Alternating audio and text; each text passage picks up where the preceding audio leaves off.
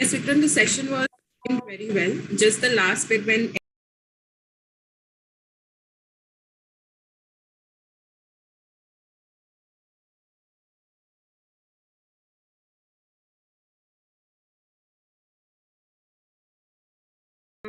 Dear participants, really sorry for that technical issue, but we are back on live for this session. Vikram, thank you so much for this session. Like I said, I'm definitely taking away how we use arts for expressing our thoughts and feelings.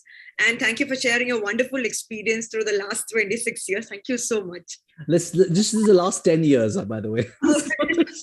So I'm sure the amount of experience you have be just be great. 15 minutes is not enough to summarize all of that. I know it's been a challenge. Thank you so much for having me, and thank you, Fika and Teach for India. But I just want to say that, yeah, you're absolutely right. I think the non-verbal aspects, the body speaks thousand words, the images speak thousand words. And I think the arts sort of look at this and how can we communicate, to the wider world, and particularly for them to communicate back to us. Thank you so much. Thank you so much. All right, see you then. Bye. See you. Bye. Dear audience, we have the next session right now. It's on socio-emotional learning through arts by Nemo Patel. Nemo resides at the Gandhi Ashram in Ahmedabad, India, where he focuses on helping nurture the life journeys of underprivileged children. He's a lover of all beings and a world-renowned musician who is invited across the world to share his message in music of peace and oneness. Nemo, very excited to have you here. Over to you for the session. Thank you, Elizabeth. And so blessed always to be a part of this Teach for India family. I will get right into my sharing by sharing the screen.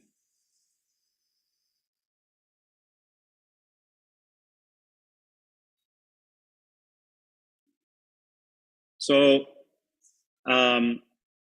so we're starting here with this idea of using arts for social emotional learning. And what I wanted to do was take you guys on a little of my own journey for the next 10, 15 minutes and share with you some of my learnings.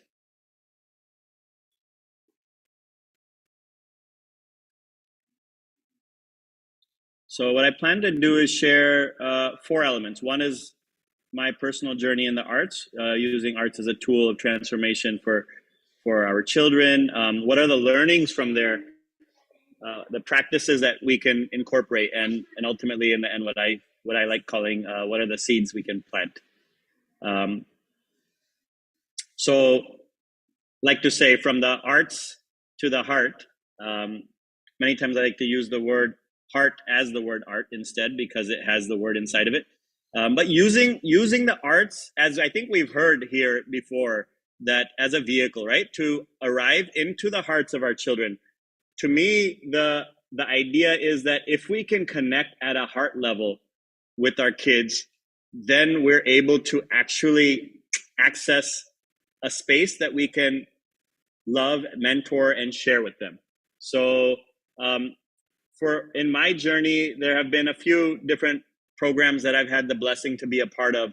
And that's just what I'm sharing here, a few pictures of an album that we had a chance to record here at Manav Sadhana called Let Them Sing, giving children a platform to create their own music studio experience, and then ultimately a brand and an album that we can kind of put out in the world with their story and their name. Ekatva was this journey for 3 years with 16 kids to embody, at least try to embody and learn what it means to be one together. But through the performance and creation and performance of a 90-minute stage performance that we ended up touring in India and then in the US and the UK. And our Hearts program here at Manav Sadhana is just this idea of incorporating holistic education using arts, performing arts, visual arts, singing, dancing, through Empty Hands Music, which is a nonprofit that I have in America. The idea of creating workshops, events, school assemblies, performances where the music that I have a chance to write and share connects with children at a level where the values within the songs are able to be shared by the teachers, practiced. The messages are practiced through the incorporation of not only listening and engaging in the music, but also practicing it at a level of experiential learning. So whether it's a song called Being Kind, then how are we practicing kindness? So really trying to integrate performance with workshops and actual experience. And then the bottom is Jay Jagat, which is another 3-year journey with 17 children in creating a performing arts dance drama show that we ended up touring around the world. So these were different, for me, vehicles in engaging and connecting deeply with children. And in that deep connection, in that relationship building, having the best opportunity to actually plant seeds of the values that I and that we as an organization here deeply believe in because of that close connection. So it's really amazing to have seen that process of, I think 2 things in our communities that we work with: food and nutrition and the arts are these glues that children are immediately connected to. And because of that, they're willing to spend time. And through that process of connecting in the journey of creating something exciting that they're passionate about, that allows them to almost go in a different meditative state, kind of sometimes, which is the opposite, sometimes the academics does, it allows them to open up, the walls come down, and they're able to be their best selves, or be their most awakened selves. So that's what I want to share here, that in the process, I think these are some of my biggest learnings, that through arts, we're able to open up the heart of ourselves, of a group that we're working together with, and break down the walls. And it's a day-to-day journey.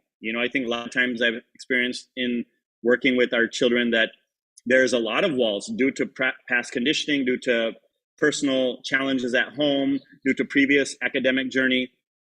And the idea of engaging directly day to day or week to week on a process of focusing on creation of art, those walls start to break down and peel off. And little by little, over the journey of weeks and months, we're connecting at a very different frequency and different vibration. And that allows us to build real deep relationships. And what's been amazing is not only with the children, but with the parents of the kids in our communities. And I've seen that little by little, building that trust engages the parents in a deeper level where they start trusting. And then it's, however you want to use that trust, it's so, it's like fertile soil, right? To be able to then plant the seeds of the values that we deeply believe in, the ethic, the work ethic, the discipline, the way of engaging in education, the way of engaging in personal relationships. All of those become very, very accessible.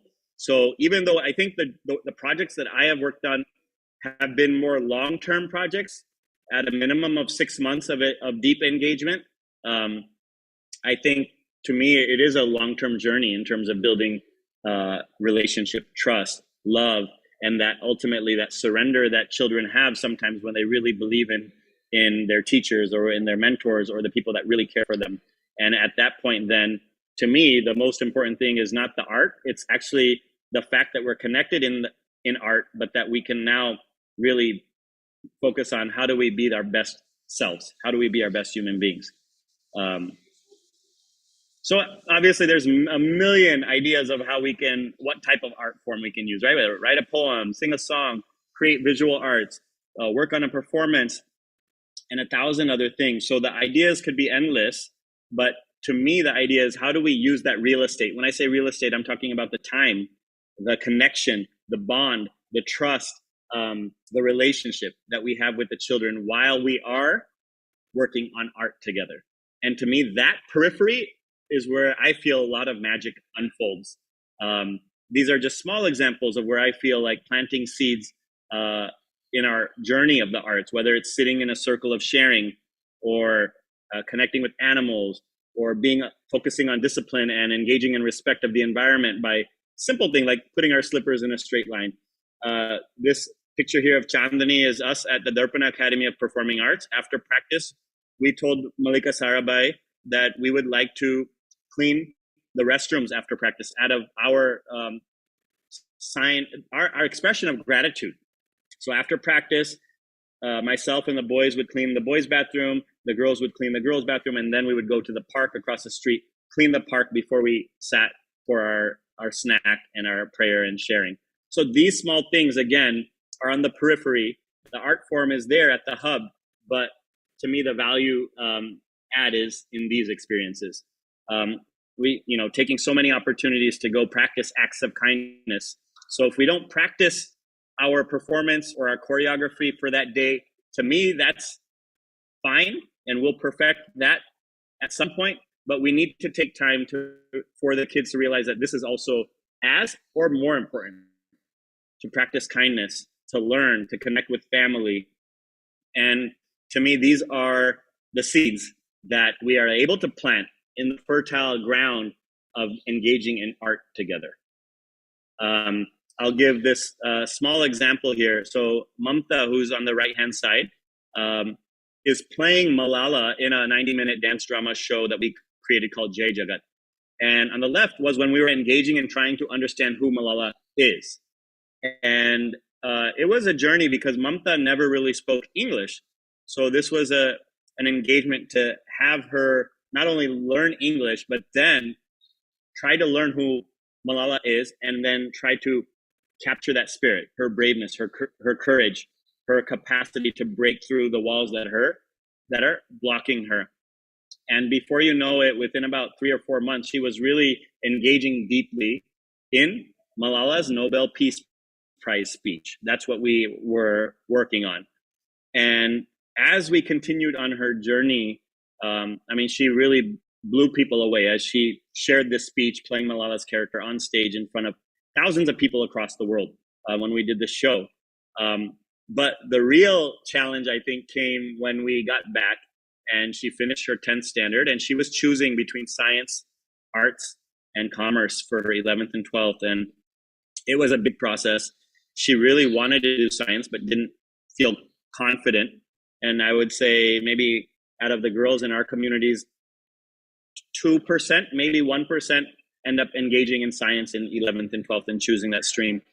But it was beautiful how we re-engaged into the topic of Malala and the conversation of courage and the conversation of being a pioneer, and believing in deeply believing in what you believe in, but also taking actions that are not going to be easy, that are going to have to take you out of your comfort zone. And she eventually chose to walk that path. And I deeply feel that her having played this role played a significant impact in her building that courage to be able to say yes to the science stream. And now she's finishing 12th this year and looking to take one gap year to study for the NEET exam, with her dream, which continues to be applying for the journey of being a doctor. So it's a beautiful kind of conversion of that meeting point of arts and the values and the spirit that we create through it, not through the art itself, but through the journey along the art form. And I think that's, to me, the most important part of engaging in the arts, with children, especially. For me, I really believe deeply that we can use that as a platform, as a driving guide to engage them in being their best human beings by using that real estate of time, energy, and relationship that we have with them while creating art to help them grow into their best human being. So thank you so much. And it's always a pleasure being with our Teach for India family and the global family that cares about our children's education and their life journey. Love you all. Thank you so much, Nemo. It was just great listening to you, as always. Definitely always great listening to you. And I think using arts to reach hearts of children and breaking walls around them using arts, these are some things that I am definitely taking away. But the biggest thing that touched my heart is also how you bring in values and kindness around these experiences. It's not only about this, but when you say art is in the hub, but then around that, what are the different things that you teach them so that you bring values in them and help them develop to be really good human beings. Thank you so much for sharing light on that too. Thank you so much. Perfect. Dear participants, we have the next session right now, socio-emotional learning through sports. So we have an amazing speaker, Dr. Abhijit Parse, who is the CEO of Slum Soccer, a sport for development organization having its headquarters in Nagpur, Maharashtra. He's an accomplished public speaker and has delivered TEDx talks at Nagpur and VIT Vellore, in addition to heading an experts panel at international conventions on football business. Dr. Barse is also an Acumen Fellow, class of 2014. Very, very happy to welcome you, Dr. Abhijit. Over to you for the session. Good to be here. Absolutely a pleasure speaking at this. Thank you very much, Elizabeth. And I would also like to thank Mansi and Shaheen for inviting me to this wonderful forum and giving me this opportunity to share the type of work that we are doing. Do I have the permission to share my screen? Yeah, I do. Yes, okay. Lovely. You can share your screen. Yeah. Yeah.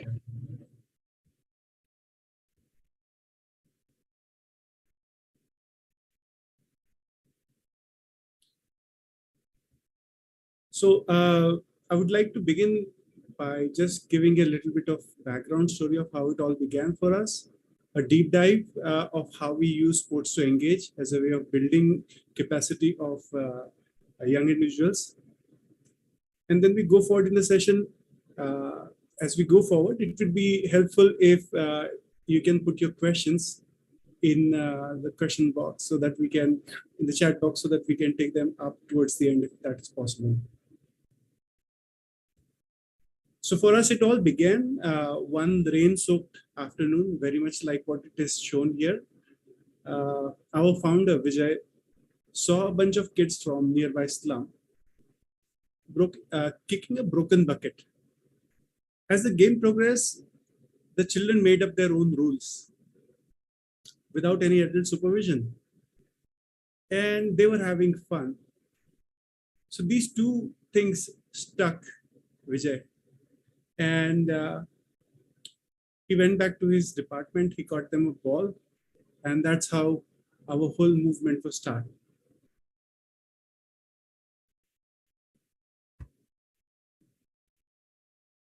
Now you might have a question that how can sports that breeds athleticism and competition be used for anything else? But time and again in our experience, we have found out that sports not only is an effective medium to foster excellence, but also a tool to engage and open up young minds. We still might question whether we can allocate resources and time to anything other than studies, especially in the post-pandemic era where there is such a big learning gap. But a better question would be, can we afford to ignore this important part of growth that they have missed on for the past 2 years? The reality is that we are still behind many countries when it comes to what we can define as a play deficit. Much like the learning gap, the play gap has also increased in the past 2 years. Plus the fact that we sometimes treat playing or taking part in sports as a luxury, as opposed to an important part of growing up. In our study, we found out that as opposed to the prescribed 60 minutes a day activity for young children, we are not even touching 50%.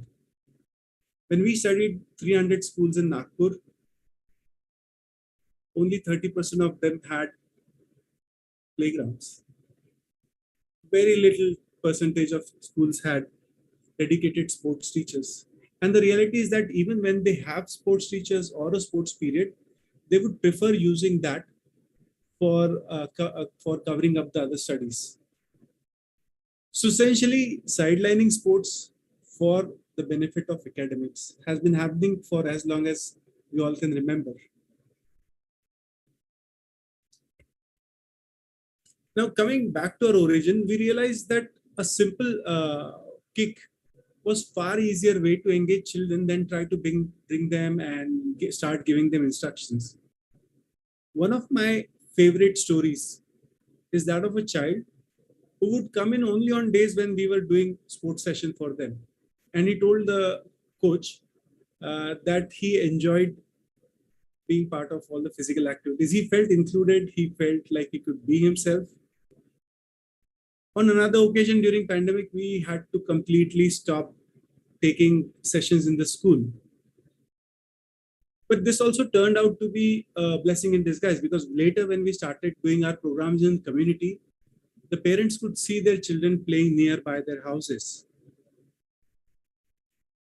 And they could see how the child was also learning apart from playing and being part of a dynamic physical activity group.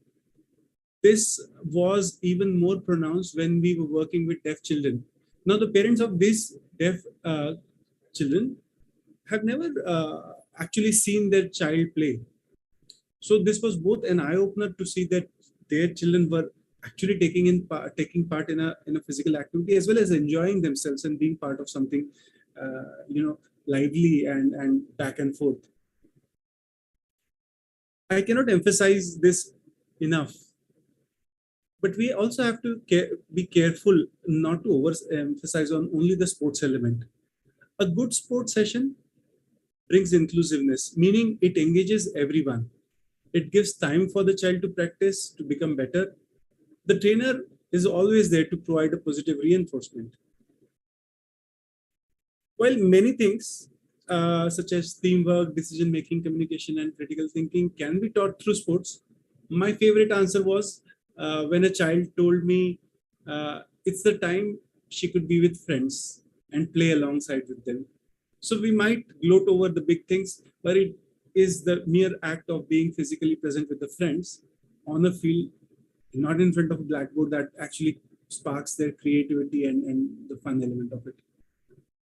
When we talk about these sports for development sessions, they also offer us this unique moment we call sticky moments, where you can actually stop the activity, tell them what's happening, and help them absorb.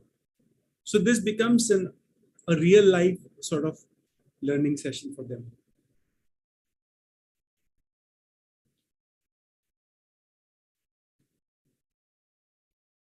The physical health part cannot be debated. Of course, they get fitter, but another important element which has lost its sort of significance was the agility, balance, and coordination. And this is especially important when it comes to younger children who are yet to completely develop in their full form. Sports offers this one important element, which is when a child plays, they both become agile, they can balance themselves, and the hand-eye coordination improves. Again, cannot stress how excellent stress reliever. It could be a planned activity or simply a change of scenario, but it helps the child immensely to come back and refocus on whatever they were doing. It provides a break from what they are doing, and then come back. So it helps them in sort of focusing, unfocusing, and then refocusing again on the activities at hand. And on-field activity is an ideal setting to talk about 21st century skills, especially focusing on life skills, as I mentioned earlier. Communication, teamwork, critical thinking, decision making can be learned either by self-discovery or with little guidance from the trainer. Such is the power of a sports for development activity, that whenever a child is in it, unknown to him, he's learning, he's absorbing. And that's the beauty of a sports for development activity. Now, we have had fairly long experience in implementing such a program. But for those asking how this works out, well, here it is. And mind you, any activity can be a sports for development activity, especially if it's on the field and if it involves a group. These are the two very important elements. So while designing any sports for development activity, we would say, like, why don't involve teachers right from the beginning, because they know what activities are going on in the classroom. It is also important, like a lot of our sessions reflect or mirror on what is happening inside the classroom, so that it also complements what's going on in their mind inside a classroom. Those same questions can come out and be discussed openly. We found out that it is not possible to do it everywhere at the scale that you might think about. But a small 10 by 10 open space is also good enough to engage the child. A full scale football field is also a good idea. At the same time, whatever resources are there at hand. In a lot of rural areas, the local games can also provide an excellent opportunity to open up. Kho-kho, kabaddi, if not football and cricket. Especially thinking about the games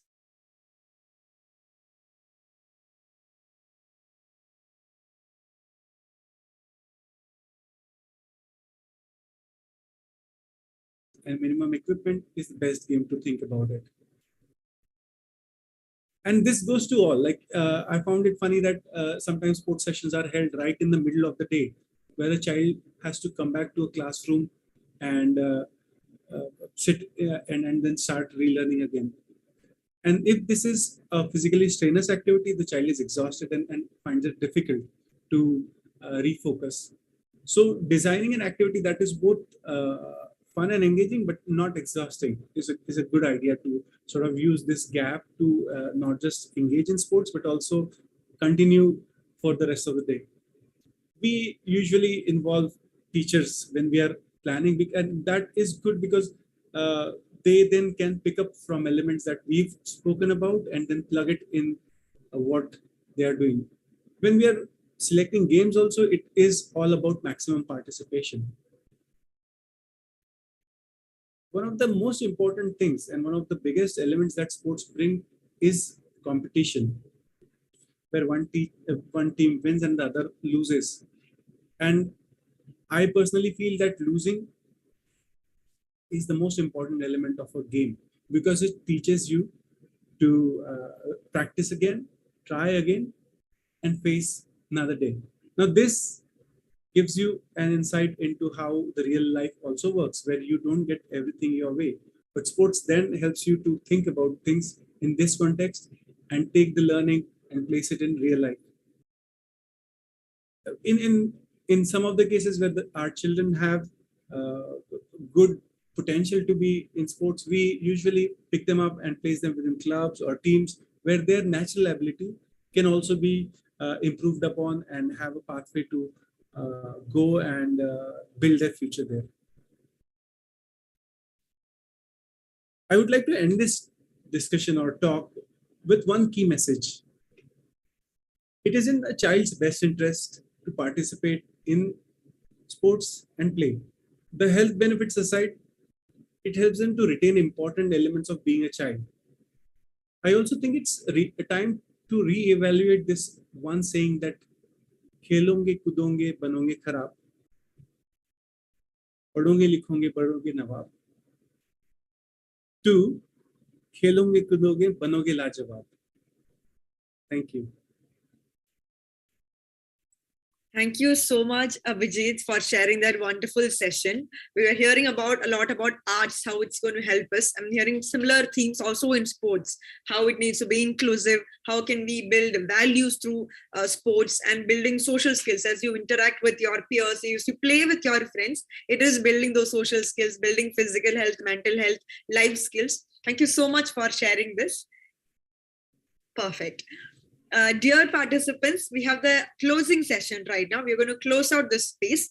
For this, I invite Shweta Palakrishnan, who leads the fellowship recruitment team at Teach for India. She first joined the Teach for India fellowship in 2012 and taught grades 3 and 4 in a government school in Pune. After which she worked with Teach for India in different capacities like a program manager, chief of staff for a couple of years. Currently, she works as a fellowship recruitment team director. Shweta, welcome to this session. Over to you. Thank you, Ellie. What a privilege it is to be amongst everyone here today and such incredible educators who I think in so many ways have reinforced the importance of going beyond the basics. So I have this daunting task of trying to bring all of those wonderful learnings together. I think when I think of the many sessions we went through over the course of this evening, a word that's constantly reinforced has been the idea of integration. Each educator reinforcing that there is no option for us today but to go beyond the basics. As I try and summarize our day today, I invite each of you over to our comments box to also share what is something that you are taking away from that specific session, or a practice that you intend to implement when you go back to your schools, your classrooms, back to your students. We started our evening with a keynote with Dr. Rishikesh, who talked to us about how when foundational skills are lost, one stops learning. He talked about the importance of reimagining the curriculum and said that at this point, we need to make choices within our curriculum. And two core questions to hold in mind are, what are the aims of education at a macro level? What are the objectives of what I am teaching today at a micro level? And the need to balance those core essential skills with the basics, because 2 years through this pandemic, children have lost so much. And so we've just got to keep doing that. He talked about the importance of formative assessments and said maybe we could even do away with the board exams, but how school education reform needs to go hand in hand with higher and tertiary education reform, because what we value needs to remain consistent through our entire education system. We then heard from Archana Chandra, who talked about embracing all towards equity and how it's so important to include children with disabilities in the narrative.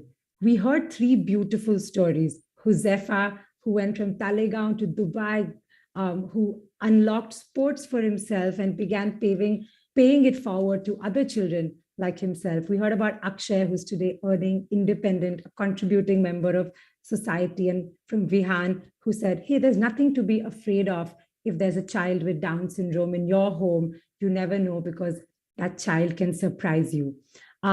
More than anything, I think we heard about resilience, the unconditional love, equality, expression, the different abilities that children with disabilities come with, and to treat them like we'd want to treat anyone else, including ourselves. We went on to hear from Saurabh, Taneja, Liana, and Shubhra on foundational literacy and numeracy.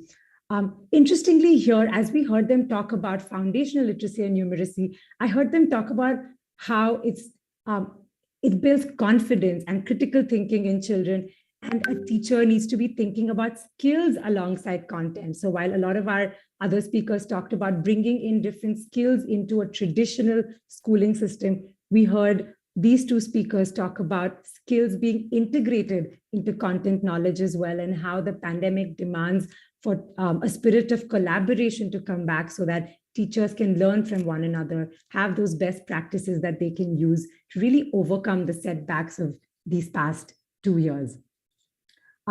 We heard from Vikramjit about his work with children in conflict areas, and the use of art, image theater, circles of trust as an entry point into one's mind. He talked about how it helps them express the unsaid, because sometimes it's not words that they can even talk about. It removes the stress.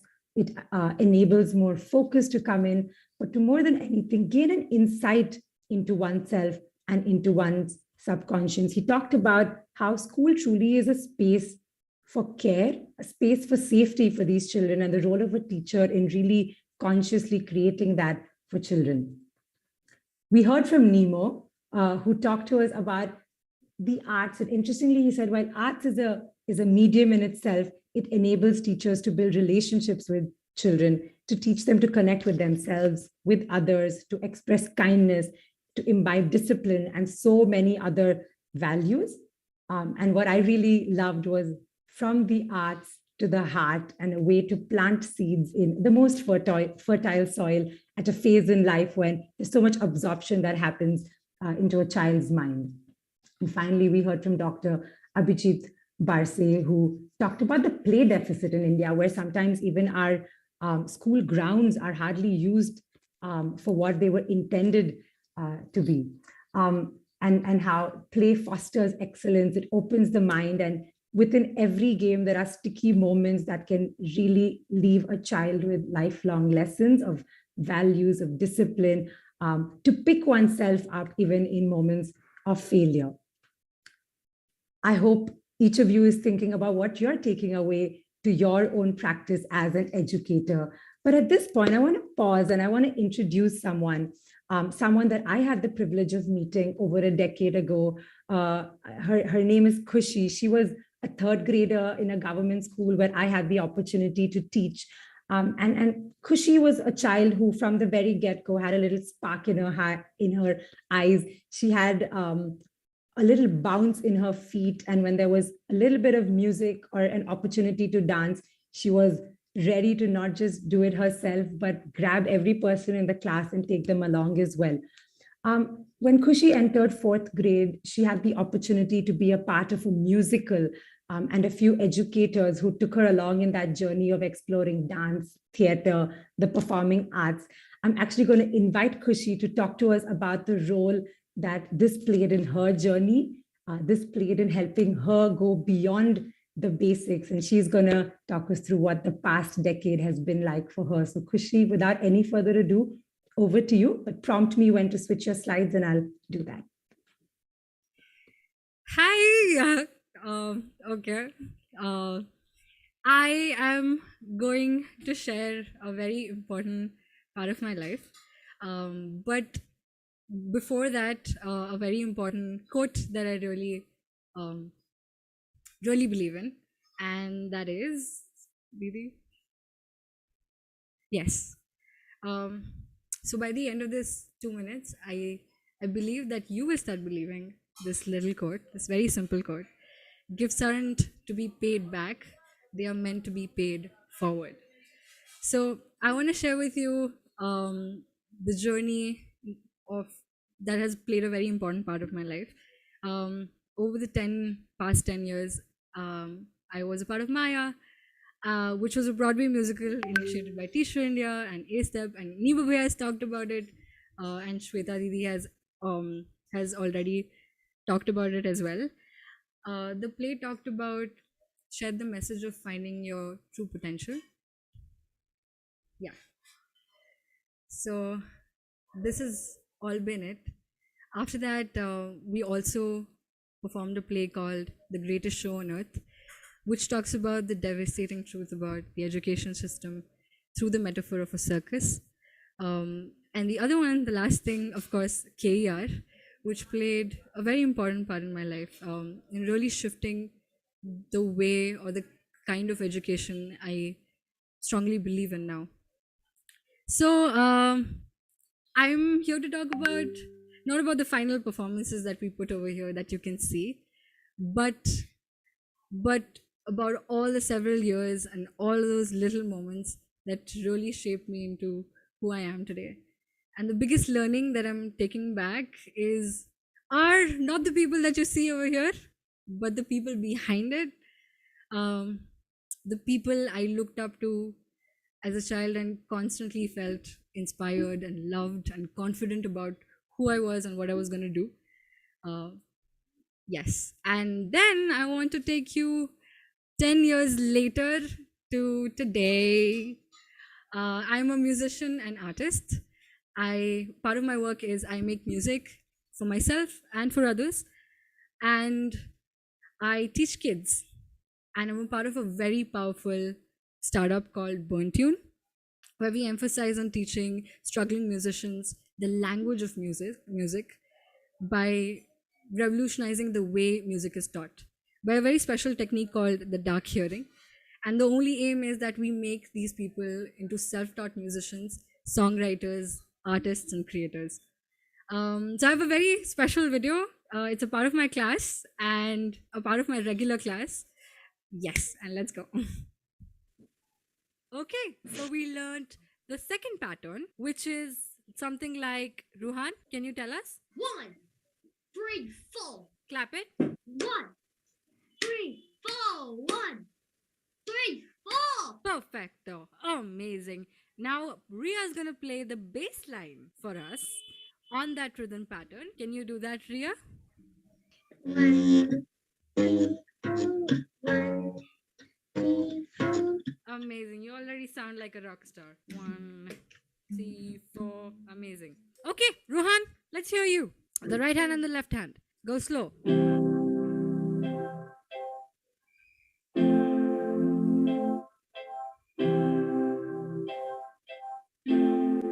Amazing. Thank you so much, guys. Okay, that was my class. And let's switch to the next slide. So, introducing you the future stars. These are all my little kids. And all of these kids have a very, very special story to tell through music. And something that I really forgot to add over here is a beautiful project that we're working on. It's called the Conference of the Birds, which we are working on with 30 kids from the Lohia Nagar community from Pune to creating another larger than life musical just like Maya. Yes, and that's my story. And the only thing that I hope I was able to share my message across. Only thing I want to say is that the kind of experience a child gets when they're little, the kind of kids become what they experience and feel as a child. And I was privileged to be taught by really beautiful human beings and people who really strengthened my skills as well as rooted the kind of values in me that give me a purpose of what I want to do in life and who I want to become. And that's my journey. That's it. Thank you. Thank you, Khushi. To think that Khushi is a high schooler today who, based on what she was able to gain through her own education, her education beyond the textbooks, beyond the basics, through the arts with her educators, has sort of paved that path for her to do it for so many more children at such an early junction is something that I'm thinking about, just enabling someone to find true passion and purpose in their life and also be, I think, fairly financially independent so early and make some very important choices. Thank you, Khushi, for walking us through your journey. A big thank you to our educators who joined us today, both as speakers as well as our audience members. We look forward to seeing you all tomorrow as well. It's our last and final day for inspirED 2022, where we're going to talk about the role of you and I in rebuilding the system. We have a lovely lineup with speakers, starting with Prakash Chand alongside Tanya Arora. We're going to talk about the power of proclamation, the role of leadership for the marginalized. We're going to talk about the stepping stone with Shaheen Mistry, Anurag Pratap, Namita Hegde, and Baby Naikar. And we're going to close out with Sandeep Rai talking to us about the Teach for India roadmap. Look forward to seeing you all tomorrow. Have a good evening, and thank you very much.